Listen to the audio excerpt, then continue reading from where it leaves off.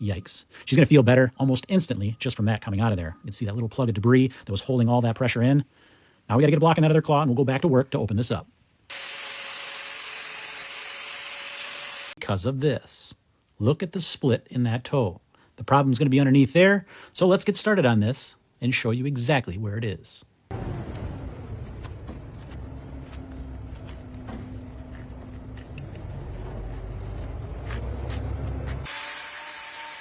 So as I mentioned, sometimes cows can give away little hints as to where that problem is before you even pick that foot up. In this case, the way she was rocking back on her heels, that problem was in her toes. And also, if she's got one on her heels, she will put the weight on her toes. You can tell which claw it is. If it's on a lateral claw on the back foot, she will turn so that she's putting more pressure on the medial claw. There's little things like that you can pick up just by watching them walk. And that's kind of why I always like to do that before I put a cow in the chute. I'm watching to see how that foot lands, how she's walking, if those little bit of hints as to where that problem is going to be before I even pick it up. Because believe it or not, sometimes these problems will be so small and so minor that you'll start to second guess yourself once you have that foot in there. You won't know for sure. You'll look at it and think the problem might be here, but you're not sure, and you start to second guess if the problem was even on that claw. But on this one, it's pretty obvious where it is. We've got some separate right in the right-hand corner of that claw is where that problem is going to be. So we're going to get to work on that. You'll notice I got two different knives here. One of the questions I get a lot is why are some knives thicker than the others? It simply has to do with how often they've been sharpened. I always start them out when they're thicker. I use those knives for more of the more aggressive cutting where I'm taking off bigger pieces. But when I'm working on fine detail stuff like this, I'm going to use that thinner blade. You can get those knives sharper and do more precise cutting with them.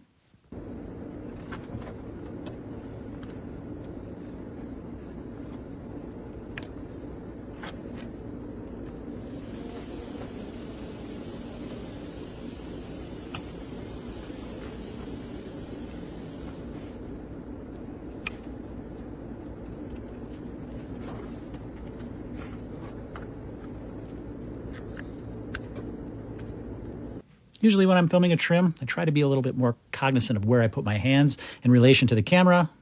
In this case, I failed. I blocked it a little bit here. You'll be able to see it.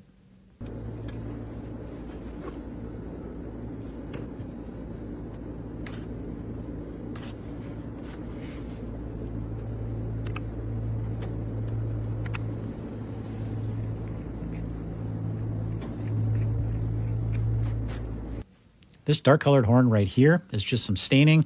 The problem is going to be right here in this corner, so let's get to work on that.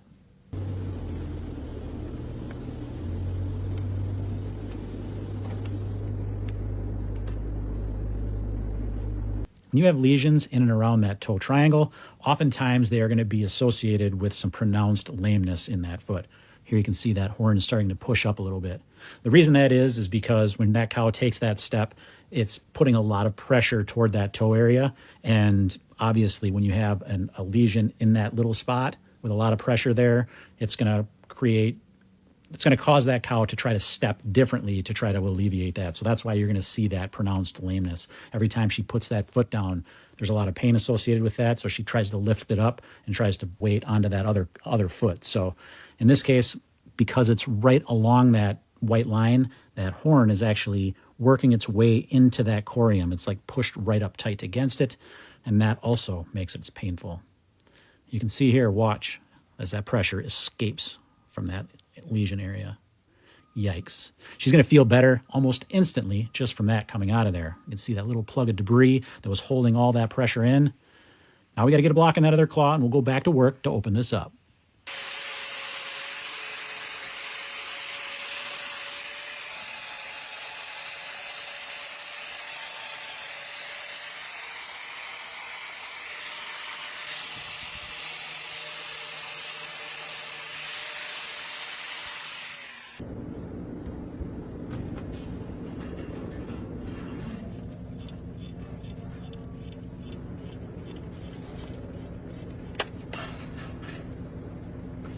Have you ever put the block on the wrong claw before? No, but I put the glue on the wrong side of the block before.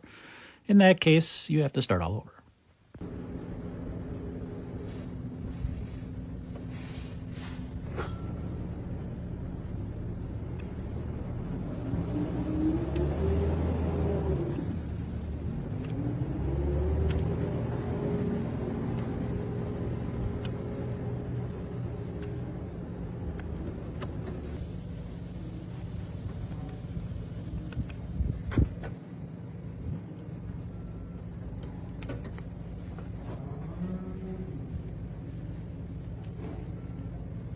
It's right in this corner where that horn is almost interwoven right into that corium.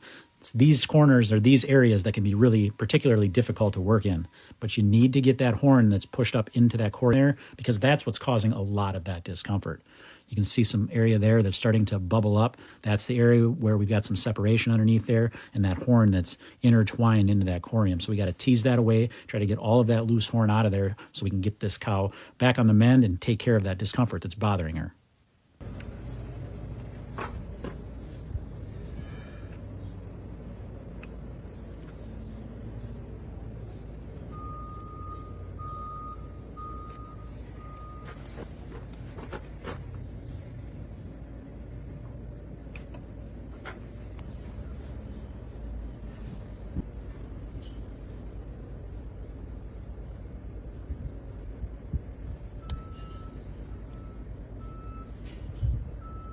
This is the trickiest part of that trim. If you look close, you can see all those little edges that are working their way, pushing right up tight to the corium. I'm going to try to get this cleaned out a ways so I can see all of the edges, and work my knife and up underneath those little flaps to try to cut those away. If I leave those there, all they're going to do is trap debris and irritate that area. So I have to ease my knife up behind that and try to cut away as I pull those out. And then once we get that completely free, then we can get it all cleaned up and get it wrapped.